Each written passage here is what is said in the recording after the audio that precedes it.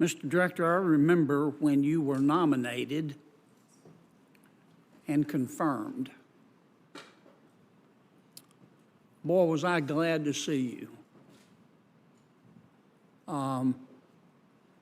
I believe then and I believe now that you're not a politician. I think your predecessor was. And he and others did immeasurable damage to one of the most important institutions in American government.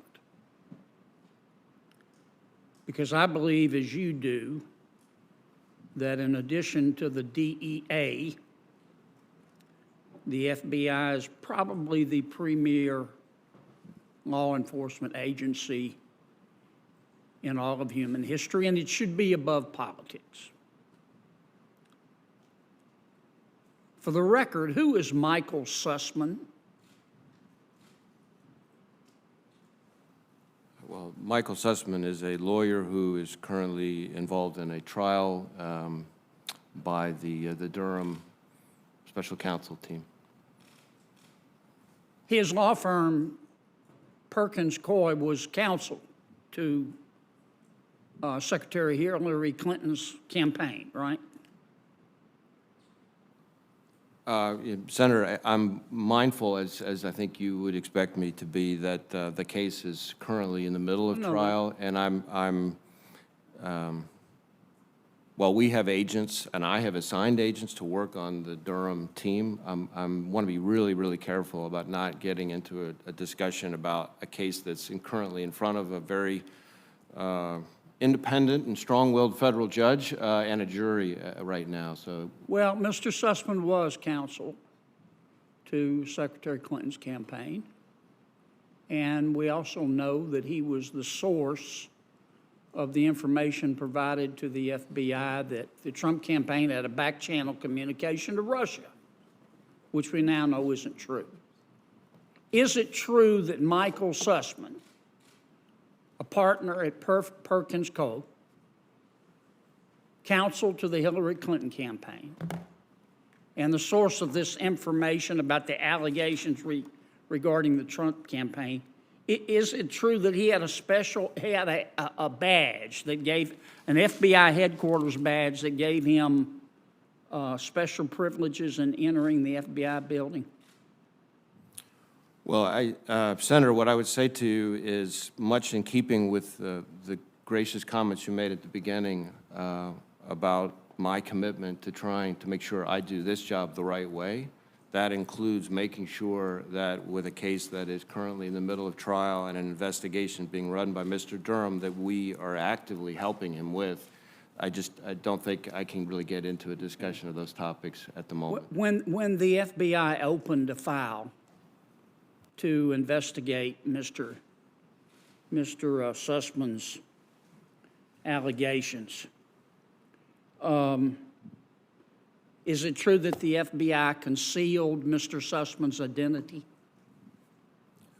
Again, I completely understand your interest in the question, and I respect it, and I just hope you will respect the fact that because I've got agents working with Mr. Durham on the case and they're in the middle of trial right now, I just don't think I can get into a discussion of that here.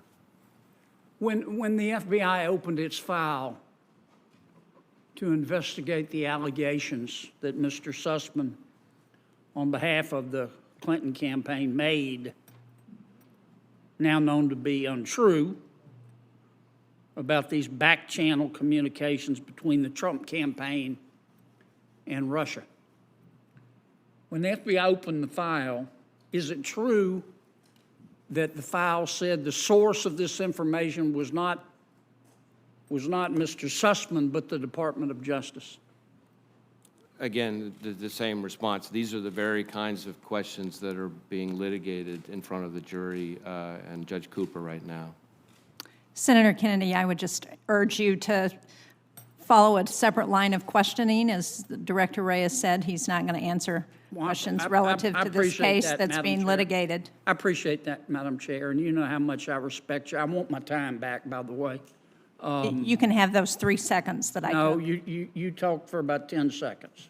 I'm I'm happy to give you those 10 seconds. Thank you, Madam Chair, and I appreciate your help with my questions, but I can handle it myself. Chris, at some point, you're going to have to address this. And I understand you don't want to address it in the middle of a prosecution. But there are millions of Americans that look at this and think, I'm not saying they're correct, that the FBI has become a political organization. And at some point, you're going to have to address that. The institution is just too important. And some of my colleagues may not want to talk about this, but we're going to have to talk about it at some point.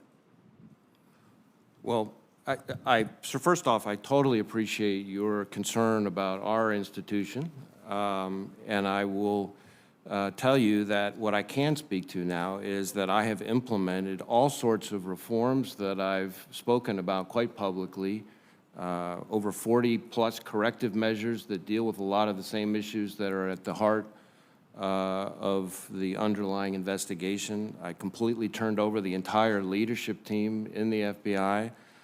We've taken disciplinary action where we could, but we've also been in close cooperation and coordination with Mr. Durham, who is the special counsel, and I think that's the best thing I can do to help address the concerns you're talking about. As to the FBI's reputation, I will tell you, having been to all 56 of our field offices, now almost all of them twice, having been to New Orleans just earlier this month and Baton Rouge just shortly before that, what I find in talking to Americans out in the field, law enforcement partners, business leaders, community leaders, victims, prosecutors, families, is a widespread, even resounding appreciation and respect for the men and women of the FBI. And you will be, I hope, relieved to know that in Louisiana, over the last 3 years, last two and a half years, the number of people in Louisiana applying to be special agents of the FBI has doubled what it was in the first few years when I took over. And so I think that speaks very well of the good citizens of Louisiana and their appreciation and view of the FBI's credibility. And I thank you for coming, Chris, and I thank you for all the hard work you've done. But I'm going to stand by my comments. I think at the right time, you're going to have to address this and assure the American people that, Senator that Hagerty. the rot is gone. Thank you. Thanks for being here, Chris.